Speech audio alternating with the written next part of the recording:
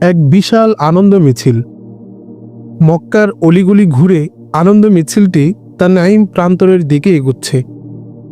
এই আনন্দ মিছিলে অংশগ্রহণ করেছে মক্কার হাজারো যুব কিশোর আর পৌর বৃদ্ধরা। শুধু কি তাই, ঘরদোর ছেড়ে বেরিয়ে এসেছে অনেক কিশোরী যুবতীও। থেকে থেকে প্রতিধ্বনিত হচ্ছে লাত উজ্জার জয়ধ্বনি। করতালি আর উল্লাস ধ্বনিতে মুখরিত হয়ে উঠছে মরুপ্রান্তর। মিছিলের নেতৃত্বে রয়েছে কুরাইশ নেতৃবৃন্দ। সবার আগে টেনে হিচড়ে নিয়ে চলছে এক শৃঙ্খলিত বন্দীকে। তার নাম খুবাইব, রাসূলের সাহাবী, একান্ত একনিষ্ঠ সহচর। মুশরিকরা বিশ্বাসঘাতকতা করে তাকে বন্দী করেছে। এখন তানঈম প্রান্তরে নিয়ে যাচ্ছে তাকে শুলে চড়াবে, নির্মমভাবে হত্যা করবে। বদরে নিহত মুশরিকদের হত্যার প্রতিশোধ নেবে, প্রতিহিংসার জ্বালা প্রশমিত করবে। সাঈদ ইবনে আমের মক্কার এক তরুণ যুবক। যৌবনের জোয়ারে টইটুম্বর তার শরীর মন, অনুসন্ধিৎসু আর জিজ্ঞাসু তার দেহ অন্তর। দুরন্ত, দুর্বার আর অপ্রতিরোধ্য তার গতি প্রকৃতি। আজকের এই উল্লাস মিছিলে সেও পিছিয়ে নেই। হাজারো যুবকের ভিড়ে সেও চলল মিছিলের সাথে সাথে। অনুসন্ধিৎসু মন তাকে একেবারে শৃঙ্খলিত বন্দির নিকটে নিয়ে এলো। দেখল শৃঙ্খলিত খুবাইবের চেহারায় ভয় ভীতির কোনো ছাপ নেই। নির্বিকার, নিশ্চিন্ত এক সুখী মানুষ, যেন প্রশান্তির বন্যা বইছে তার হৃদয় উপত্যকায়। এ দৃশ্যে সাঈদ ইবনে আমের অত্যন্ত বিস্মিত হল। আনন্দ মিছিলটি ধীরে ধীরে তানঈম প্রান্তরে এসে পৌঁছল। একেবারে শুলি কাষ্ঠের গোড়ায় গিয়ে থামল। করতালি আর লাত উজ্জার ধ্বনি প্রতিধ্বনিতে চিরশান্ত তানঈম প্রান্তর মুখরিত হয়ে উঠল। সাঈদ ইবনে আমেরের অনুসন্ধানী দৃষ্টি আবার ফিরে এলো বন্দী খুবাইবের দিকে। নিশ্চিত মৃত্যুর মুখোমুখি দাঁড়িয়েও তার নেই কোনো ব্যাকুলতা। মৃত্যুর ভয়াল বিভীষিকার আতঙ্কে নেই কোনো বিষণ্ণতা, যেন তিনি এক আজব ভুবনের মানুষ। ইতিমধ্যে সাঈদ শোরগোল আর অট্ট হাসির মাঝে খুবাইবের ধীরস্থির প্রশান্ত কণ্ঠস্বর শুনতে পেল। কুরাইশ নেতৃবৃন্দকে বলছে, মৃত্যুর পূর্বে আপনারা কি আমাকে 2 রাকাত নামাজ আদায় করার সুযোগ দিবেন? তারপর খুবাইব মুশরিকদের নিচ্ছিদ্র বেষ্টনীর মাঝে দাঁড়িয়ে 2 রাকাত নামাজ পড়লেন। এ তো নামাজ নয়, এ যেন আল্লাহর প্রেম, প্রীতি আর ভালোবাসার এক অনুপম দৃশ্য। মুহূর্তে আত্মসত্তা ভুলে তিনি যেন চলে গেলেন সুদূর কোন অদৃশ্য লোকে। যেন গোপন অভিসারে নীরব নির্জন স্থানে প্রেমাস্পদের কানে কানে মিটিমিটি কথা বলছেন। তারপর জীবনের সকল সঞ্চিত প্রেম ও ভালোবাসা উজাড় করে মহান রব্বুল আলামিনের পদতলে সিজদায় লুটিয়ে পড়ছেন। খুবাইবের এই বিস্ময়কর নামাজ কাফিরদের চিন্তা চেতনায় এক প্রচণ্ড আলোড়ন সৃষ্টি করল। কপালের রেখায় রেখায় একটি প্রশ্নবোধক চিহ্ন তীব্র আকারে ফুটে উঠল। আহ, কি সুন্দর নামাজ, কি চমৎকার প্রভুভক্তি! নিরাকার রবের সামনে কি এমনইভাবে আত্মভোলা হওয়া যায়? জীবনের অন্তিম মুহূর্তে কি নামাজকে শেষ আকাঙ্ক্ষা হিসেবে গ্রহণ করা যায়? এমনই বহু প্রশ্নে জর্জরিত হচ্ছে তাদের বিবেক বুদ্ধি। ইতিমধ্যে 2 রাকাত নামাজ শেষ করলেন খুবাইব রাদিয়াল্লাহু আনহু। ফিরে তাকালেন কুরাইশ নেতৃবৃন্দের দিকে, বললেন, তোমাদের যদি এ ধারণা না হতো যে মৃত্যুর ভয়ে আমি নামাজ দীর্ঘ করছি, তাহলে আমি আমার নামাজকে আরও দীর্ঘ করতাম। এরপর সাঈদ ইবনে আমের দেখল মুশরিকরা তার শরীরের এক একটি অঙ্গ নির্মমভাবে কেটে নিচ্ছে আর প্রশ্ন করছে, খুবাইব, তুমি কি চাও মুহাম্মদ তোমার স্থানে হবে আর তুমি চির মুক্তি পাবে? রক্তাক্ত খুবাইবের অত্যন্ত দৃঢ়, অবিচল, প্রতিবাদী কণ্ঠ শুনতে পেল সাঈদ ইবনে আমের। তিনি বললেন, নিরাপদে আমি পরিজনের নিকট ফিরে যাব, আর মুহাম্মদ সাল্লাল্লাহু আলাইহি ওয়াসাল্লামের পায়ে একটিমাত্র কাটা বিঁধবে তাও আমি বরদাস্ত করব না। সাথে সাথে কাফিরদের চিৎকার আর অট্ট হাসিতে মুখরিত হয়ে উঠল তানাইম প্রান্তর। তারা বলছে, হত্যা করো এই সাহাবীকে, এই ধর্মত্যাগীকে, এক্ষুনি তাকে শুলিতে দেও। এরপর সাইদ ইবনে আমির দেখল শুলিবিদ্ধ খুবাইবের দৃষ্টি আকাশের নীলিমায় আটকে গেছে। অত্যন্ত দৃঢ় কণ্ঠে বলছেন, হে আল্লাহ, এদের সংখ্যা গুণে নিন, নির্মমভাবে এদের হত্যা করুন, এদের কাউকে পরিত্রাণ দেবেন না। তারপর অগণিত বর্ষা আর তরবারির আঘাতে আঘাতে জর্জরিত ছিন্ন ভিন্ন দেহ থেকে খুবাইবের প্রাণ পাখি নীল আকাশের নিশ্চিম নীলিমায় উড়ে গেল। কাফেরদের বেষ্টনীর মাঝে পড়ে রইল তার নিষ্প্রাণ নির্জীব দেহটি। খুবাইব রাদিয়াল্লাহু আনহু এর শাহাদাতের পর বদ্ধ ভূমি থেকে সবাই ফিরে এলো। জনশূন্য হয়ে পড়ল তানাইম প্রান্তর। জীবন যাত্রাপথের বহু ঘটনা দুর্ঘটনার আবর্তে সবাই ভুলে গেল খুবাইব রাদিয়াল্লাহু আনহু এর শাহাদাতের বিস্ময়কর ঘটনাগুলো। কিন্তু সাইদ ইবনে আমির ভিন্ন প্রকৃতির মানুষ। মুহূর্তের জন্য তার অন্তর থেকে খুবাইব রাদিয়াল্লাহু আনহু এর শাহাদাতের বিস্ময়কর ঘটনাগুলো মুছে যায়নি। দিবাশেষে বিছানায় গা এলিয়ে দিলেই ঘুমের ঘোরে তাকে স্বপ্নে দেখেন। ভয়ে আতঙ্কে ঘুম ভেঙে যায়। আবার দিবালোকে কল্পনার জগতে এসে খুবাইব রাদিয়াল্লাহু আনহু হাজির হন। শুলি কাষ্ঠের সম্মুখে দাঁড়িয়ে ধীরস্থির শান্তচিত্তে দুরাকাত নামাজ আদায়ের প্রাণবন্ত চিত্র ভেসে ওঠে তার মানসপটে। এক একটি দৃশ্যের পর সর্বশেষে যখন কুরাইশের উপর বদদোয়ার শব্দগুলো তার কর্ণকুহরে গুঞ্জন তুলে, তখন তার শরীর ভয়ে কাঁপতে থাকে। মনে হয় এই বুঝি আকাশ থেকে মক্কায় ভয়াবহ বজ্রাঘাত নেমে আসবে, এক্ষুনি বুঝি আকাশ থেকে বিশাল প্রস্তরখণ্ড পড়ে মক্কা নগরী ধূলিসাৎ হয়ে যাবে। খুবাইব রাদিয়াল্লাহু আনহু এর এই ঘটনা সাইদ ইবনে আমিরের অন্তরে আলোর বন্যা বয়ে দিল। তার চিন্তা জগতে এক বিরাট বিপ্লব সৃষ্টি করল। তত্ত্বজ্ঞানের এক অফুরন্ত ভাণ্ডারে ভরে গেল তার হৃদয়মন। সে বুঝে ফেলল, হৃদয়ের গভীরে যে ইমানের শাখা প্রশাখা পৌঁছে যায় তা বহু বিস্ময়কর কাহিনী সৃষ্টি করে, বহু অলৌকিক ঘটনা জন্ম দেয়। আরও বুঝল, যে মহান ব্যক্তিকে তার সহচরবৃন্দ ও সঙ্গী সাথীরা এমনইভাবে হৃদয় দিয়ে ভালোবাসতে পারে, নিঃসন্দেহে তিনি ঊর্ধ্বলোকের মদতপুষ্ট মহান কোনো নবী বই আর কিছু নন। এরপর আল্লাহ সুবহানাহু ওয়া তাআলা সাইদ ইবনে আমিরের রুদ্ধ হৃদয় ইসলামের জন্য উন্মুক্ত করে দিলেন। সমবেত কাফিরদের মাঝে দাঁড়িয়ে তিনি ইসলাম গ্রহণের কথা ঘোষণা করলেন। কুরাইশের পৌত্তলিক পাপ পঙ্কিলতা থেকে নিজেকে পবিত্র ঘোষণা করলেন। সাইদ ইবনে আমির রাদিয়াল্লাহু আনহু নিজেকে আর মক্কায় ধরে রাখতে পারলেন না। রাসূলের ভালোবাসা মোহাব্বত তাকে মদিনার দিকে তীব্র আকর্ষণ করতে লাগল। অবশেষে ব্যাকুল অস্থির চিত্তে তিনি মদিনায় হিজরত করলেন। মদিনায় পৌঁছে তিনি রাসূলের সহচর্য অবলম্বন করলেন। সারাক্ষণ রাসূলের আশেপাশে থাকেন, রাসূলের মজলিসে বসেন, ইহলৌকিক পরলৌকিক কথা শোনেন। দিনে দিনে তিনি ইমানি বলে আরও বলিয়ান হয়ে উঠলেন। খয়বার তৎপরবর্তী সকল জিহাদে তিনি রাসূলের পাশে পাশে থেকে কাফিরদের বিরুদ্ধে যুদ্ধ করলেন।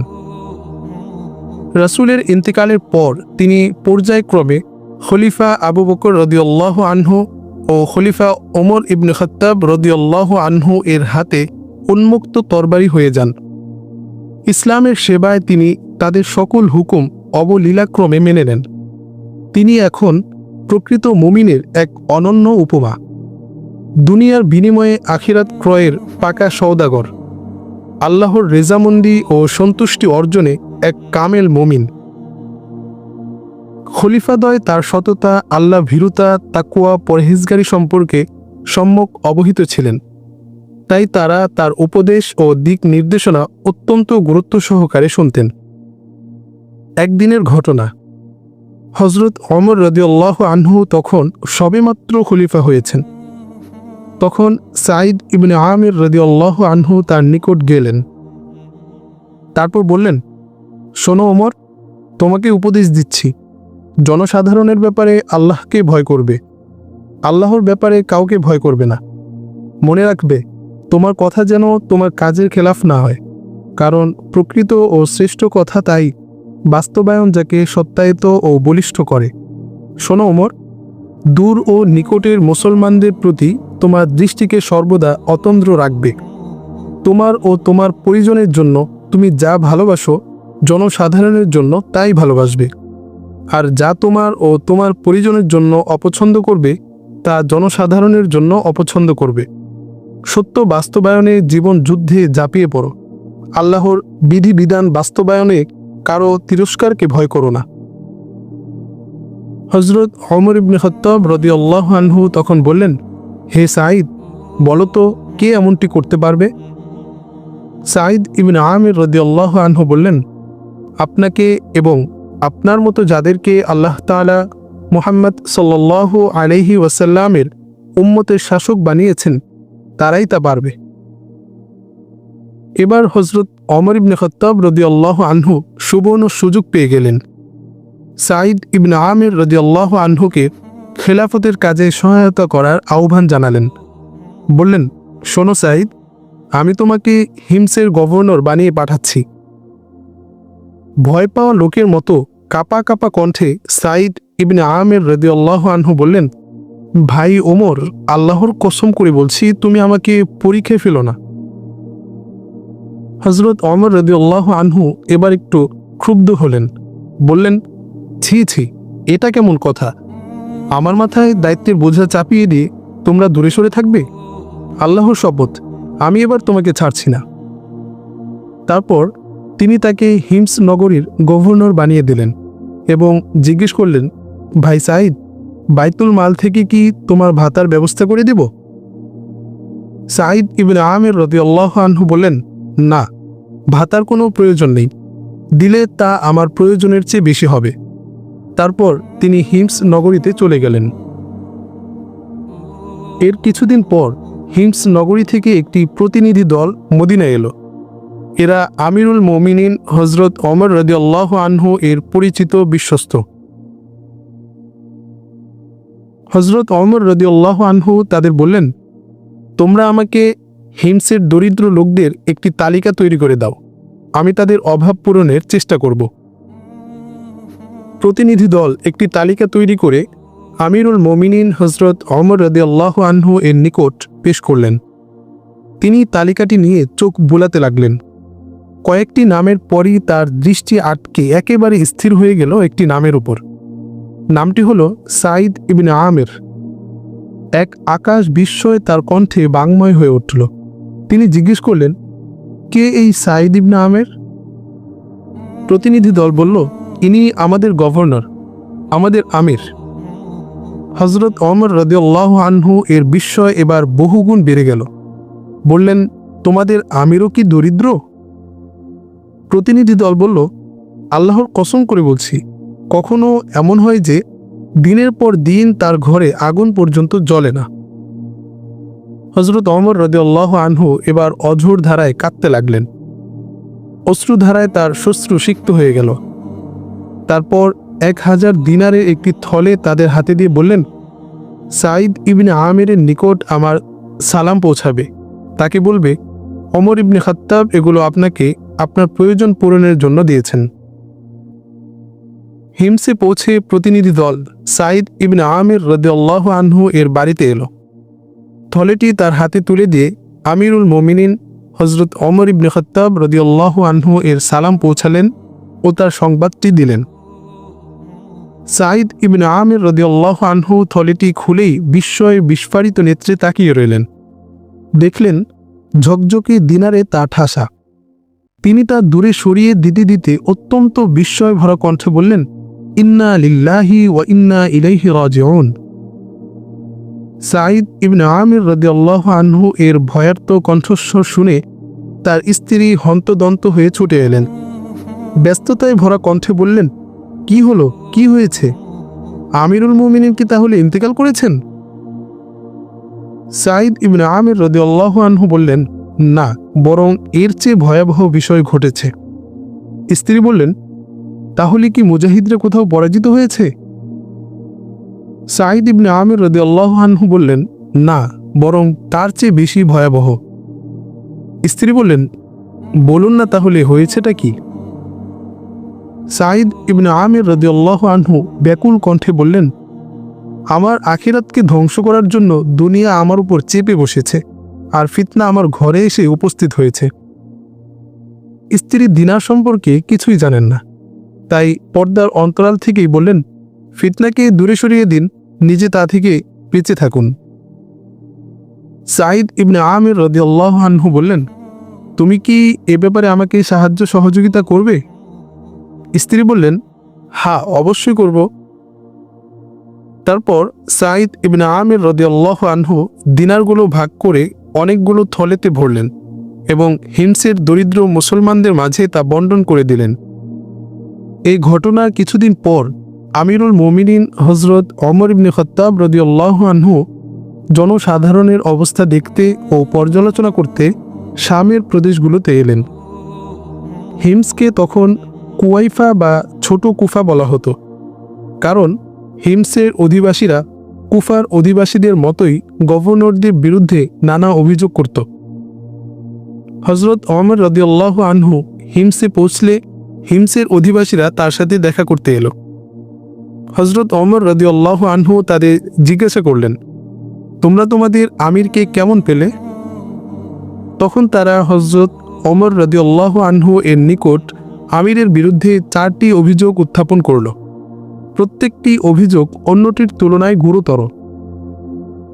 হযরত ওমর রাদিয়াল্লাহু আনহু বলেন, তখন আমি তাকে ও তাদেরকে একই মজলিসে সমবেত করলাম আর মনে মনে আল্লাহর নিকট দোয়া করতে লাগলাম, হে আল্লাহ, আমি তো সাঈদকে বিশ্বাস করতাম, তার ব্যাপারে আমার আস্থা ছিল। হে আল্লাহ, তুমি তার সম্পর্কে আমার ধারণাকে ভুল প্রমাণিত করো না। সাঈদ ইবনে আমির ও তার বিরুদ্ধে অভিযোগকারীরা এসে উপস্থিত হলে আমি বললাম, আমিরের বিরুদ্ধে তোমাদের কি কি অভিযোগ আছে? তারা বলল, দীর্ঘ বেলা পেরিয়ে যাওয়ার আগে তিনি বাইরে আসেন না। আমি বললাম, হে সাঈদ, এ ব্যাপারে তোমার বক্তব্য কি? সাঈদ ইবনে আমির রাদিয়াল্লাহু আনহু তখন কিছুক্ষণ নীরব রইলেন।